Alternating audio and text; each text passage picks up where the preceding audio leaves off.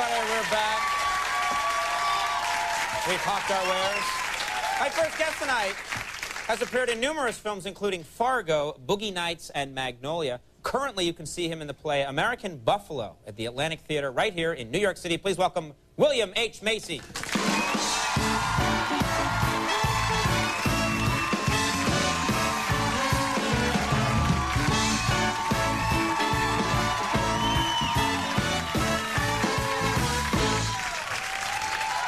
Loving that. Yeah.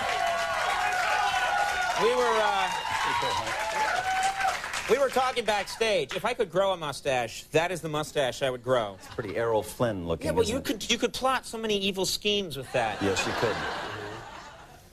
Yeah, it's so cool. Yeah. No one has those anymore. Well, look at it. No wonder. Okay, you're right. Maybe I won't grow one. I'm sort of playing a petty criminal in this play, right. American Buffalo, so it works well for that. Now, you're here in New York doing the play now, but I guess you just returned. You did it in London. We did 5 weeks at the Donmar warehouse in London. We slew the joint. Great notices. We sold the thing out before we even opened. Terrific. I'm on the airplane going over. It's great. I'm on the airplane going over. This British fellow sitting next to me says, after 20 minutes, I'm a large fan of your work. I say, thank you very much. 20 more minutes goes by, and he says, I've always been curious about something about your business. So we talk about the business for a while. Finally, he says, you've mentioned your wife several times. Would I know her? I said, do you watch American television? He said, yes, quite a lot, actually. I said, do you know a show called Sports Night on ABC? He says, yes. I said, do you know the blonde on Sports Night? And he says, oh, you bastard. What is that?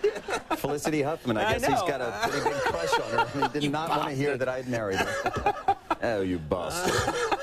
That impression was so helped by the mustache, oh, it really I thought. Oh, you bastard. Now, of course, we talked about your credits. You've been in a lot of great movies.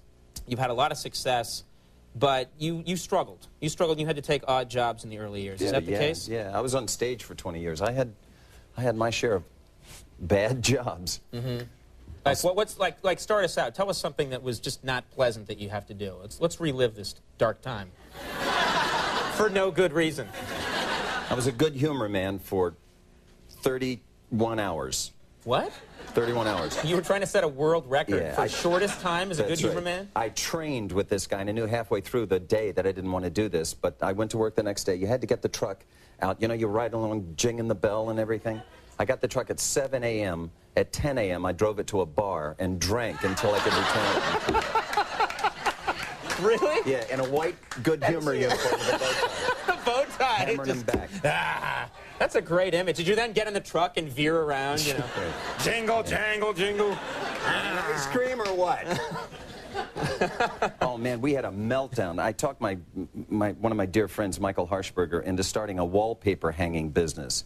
I was auditioning in the daytime, and I thought I can hang wallpaper, and I'd learned how to do it in Washington. It's like wrapping a box from the inside. I guess it is, It is. So we pooled our money. We bought all this equipment. We finally got a job. I thought it would take 2 hours. It took 4 days, so we lost our shirts on that job. Right. We got a second job. I thought it would take 3 days. It took 5 days. So we got our final job. 4 rooms of wallpaper. We're hanging wallpaper as fast as we possibly can. My friend Michael says, are these grapes? I said, no, it's a design. It's just a design. We're hanging. He says, I think these are grapes. I go, okay, they're grapes. He says, shouldn't the grapes be hanging down? I said, don't you say that to anyone else. You keep your mouth shut. Right. What are you, you're like Laurel and Hardy. Yeah, really. You know? I got a call that night. This woman says, my husband says the grapes are hanging up. He says, you can keep the money, just don't come back. Oh. You should have said they're not grapes, it's an exotic plant from Egypt that grows up. You were a scoutmaster? Is that right? I was an assistant scout. Well, I was a Boy Scout when I grew up, and as an assistant scoutmaster for Troop 184 in L.A. for about 1.5 years. I haven't done it in about 3 years. I got busy as a one-legged man in an ass-kicking contest.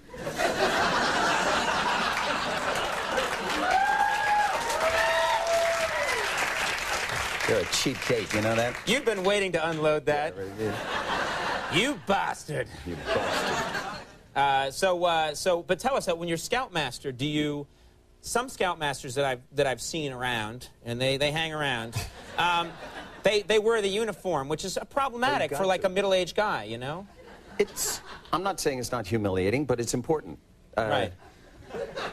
We went to... Why? Yeah. Why is it important? Because Boy Scouts is a great organization, and a great deal of it has to do with giving yourself over to something that is bigger than yourself. And it's really hard for guys in that age to think that way. I mean, they're relatively narcissistic. And the whole idea of the uniform, I know it seems antiquated, but I think it's an important part of the whole experience. Right. And you think it's important for the Scoutmaster also to wear it? Well, you know, if you're gonna lead from the front. Right. I went to a meeting one time. I had on the Scout uniform. I had to go out of town the next day, so I stopped. I had a Mustang convertible. I stopped at my bank, which was at Hollywood and Vine.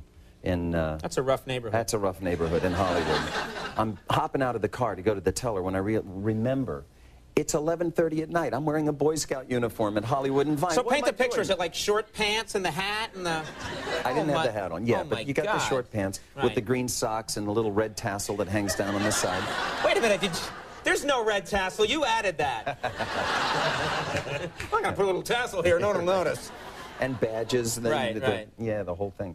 And I got panicked, and I look up, and of course, there are these two rough-looking fellas wearing dark glasses at 11:30 at night, the scund haircut on the side and slick, straight back leather jackets. Scared me to death, and I thought, I'm in trouble. And when I get scared, I get angry. So I'm walking by, sure enough, they go, I stopped. I turned to these guys. I said, what did you say? In a Scout uniform. Yeah. I said, what did you say? And your tassel flared. Yeah. I stare them right in the eye, right in their dark glasses, and they go, what troop are you with?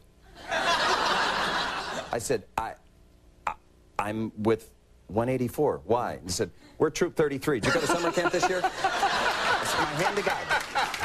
They were assistant scoutmasters. That's great. What a happy ending. Yeah. It's a great organization, the Boy Scouts. I love it. I had a great time as a kid. And right. Will you go back if you stop being as busy as a one-legged guy, you know? Oh, you bastard. I got to say ass-kicking and bastard. And bastard, as many times as possible. Yeah. Well, this is the show to do it on.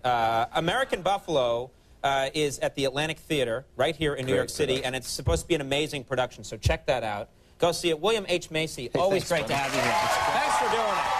D.L. Hughley is coming up. We'll take a break. We'll be right back.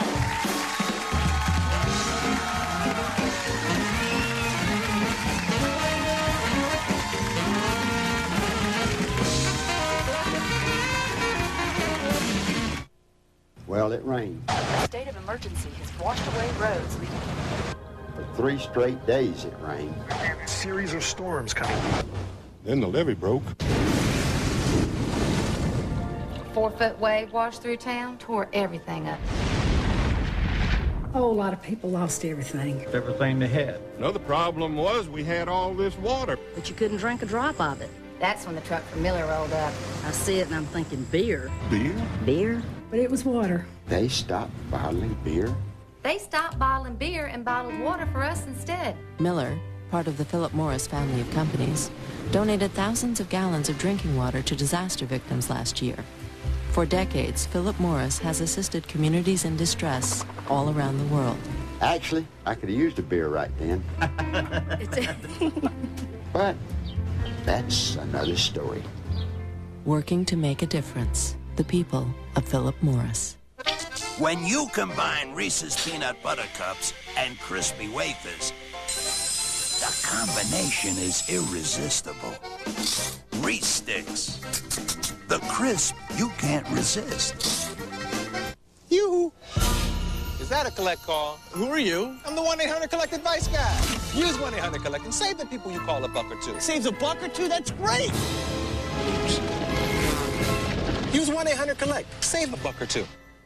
There comes a time in every man's life. Welcome to the family, Jack. When he must choose between doing what he's told. Don't rock the boat, Jack. And doing what is right. If we don't get this company on the net, we're dead. You're a loose cannon, Jack.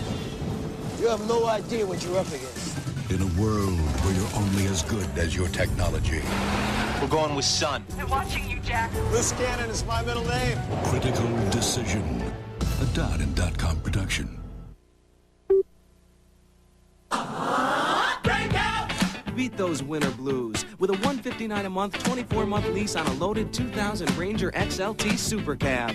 Breakout! A $159 a month lease with $15.72 due at signing is just one of the fantastic values you'll find at your neighborhood Ford dealer. During the spring breakout sales event, incredible deals are popping up everywhere, just in time for spring.